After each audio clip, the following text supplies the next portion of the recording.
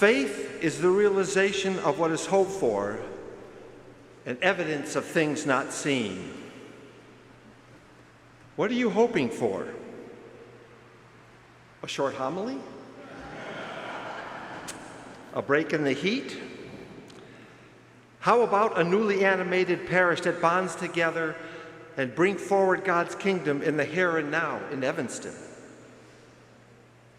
In today's gospel, Jesus tells his disciples, "Do not be afraid, for your Father is pleased to give you the kingdom." God's reign is present throughout history, up through today. Can you sense it? At times, not so much for me. How do we tap into God's presence to bolster our hope? Today's first and second reading direct us to our ancestors to tap into this vein of faith that gives rise to hope. The first reading from the Book of Wisdom is an interpretation of the account of the deliverance of the chosen people of Israel at the time of their bondage in Egypt. The Book of Wisdom was probably written in the latter half of the 1st century BC. But the author, writing to the community, looks back to the Exodus experience over 1,000 years prior to recall God's presence with those Israelites held in the bondage of slavery.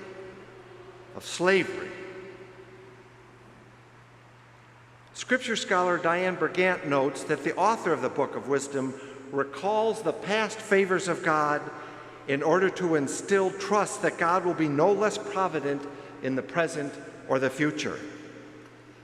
In this hope, the people waited, not knowing what they were waiting for, but knowing in whom they could put their trust: God. In God, they trusted. We, the parishioners of this parish, are waiting for the creation of a new parish. We in the United States are waiting for the outcome of elections this fall. The world is waiting for the resolution of the war in Ukraine. We are living in a moment of significant uncertainty. The Book of Wisdom encouraged us to look back when our ancestors were struggling and remember that they carried on. We are not the first generation to be presented with significant turmoil. Prior generations survived and grew. We too should channel their spirit to nurture our hope in this present moment. The author to the letter of the Hebrews also looks back in history to the ancients, as the author says, as it says, for signs of God's presence. The author recalls the example of Abraham, who obeys God's command to leave his homeland and go out to a place to receive his inheritance. And Abraham goes out, not knowing where he was to go. And he and his partner are then promised an heir, even though they both are very old and have failed to conceive in their years together. So old that the author notes that from one man, himself as good as dead, came descendants as numerous as the stars. Abraham and Sarah lived in the hope as they responded to God's call. The author of Hebrews declares that Abraham's faith is what allowed him to obey God's command. Not only in God's command to leave home, but later to follow God's command to prepare to kill his son, Isaac. I always wonder how Abraham could follow that directive to take his son to the mountain to be sacrificed. But Abraham's faith was built on his life experiences. He and Sarah's experience of being gifted with a child when they themselves could not conceive. This was even possible, a miracle, but that must have deepened Abraham and Sarah's hope and carried Abraham forward when God directed him to take Isaac to the mountain. Again, Diane Bergant says, Abram's faith is based on God's ability to bring life where there is no life. First, in Abraham and Sarah's ability to have a child, and second, the ability to act on the directive to slay his son.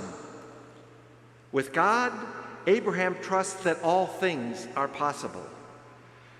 Can we channel this trust in order to be co-heirs in making God real in the here and now?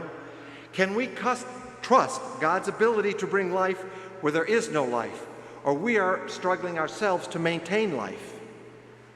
Looking back at history, one can identify time after time after time when God's Spirit made possible what seemed impossible. Keep the faith. Can you identify a time when you were at wit's end and God's love, mercy, compassion, or grace came through for you? In our search to find life-giving moments, can we see the animation of life when we have events that so often speak of diminishment in ourselves, in our own life, the community, or our earth? St. Ignatius, in developing his prayer process of the Examen, starts with finding the moments of gratitude daily, even in the worst of times. By developing the daily habit of identifying gratitude, I have found this daily practice to be life-sustaining for me. I have a personal take on trying to remain hopeful in this time. As most of you know, I was widowed 15 months ago. And trying to flourish and trying to be hopeful while steeped in grief was a sorrowful time. Not only had I lost Bren, I also sensed a sense of failure in not being able to bring the parish of St. Ignatius to a new reality as a mission center. Where did I find hope? Where was my faith to be nourished? One overwhelming place was here at St. Nicholas. By prodding myself just to show up, by being present for Marion Flynn's funeral, for volunteering at the Christmas tree sales, for accepting invitations from fellow parishioners to come be with them, to those who had also lost a partner before me and who held my hand. I hold dearly the words of Margaret McClory, who said to me, "Grieving is hard. There is no quick fix, but know that you will have good times in your future." For all who encouraged me to come back, to come home, there were times when I simply wanted to hide at home, but your care and outreach helped me to reclaim a life where I can be hopeful. In my return to the parish, my hope is to be able to help us flourish. We are in a liminal space between what was and what will become. Jesus states, "Blessed are those servants whom the master finds vigilant." In reflecting on those servants who have been vigilant, I thought of these people who nurtured my hope this week. In a sense, my practice of finding hope and being grateful. Pope Francis and his penitential pilgrimage to Canada. Jon Stewart, the comedian, outspoken proponent of the PACT Act that provides health care to our veterans who are suffering from exposure to the burn pits. Jennifer Sleeman, an 80-year-old Irish woman whose son is a priest, who called on the Catholic women of Ireland to boycott Mass on a Sunday in response to the Irish clergy sexual abuse and the treatment of women in the church. The mayor of Evanston, Daniel Bliss, who wrote to us Evanstonians, pleading with us to remain outraged at the gun violence, to stay engaged, and to demand more. Those are just a few of those moments where I found hope this week. Jesus in the gospel states, "Much will be required of the person entrusted with much, and more will be demanded of the person entrusted with more." Notice Jesus does not say anything about those who have not been entrusted. He only sees those who are entrusted and those entrusted with more.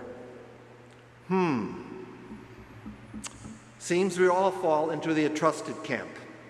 We are all being entrusted with the future, with remaining to be vigilant.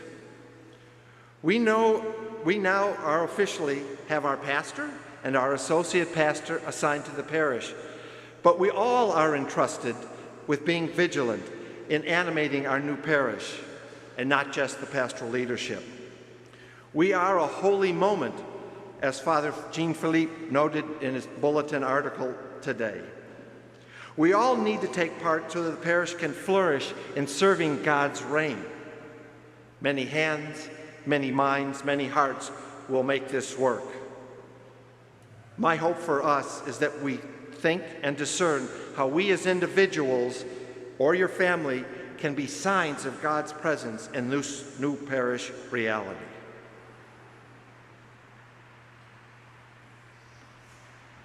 Amen.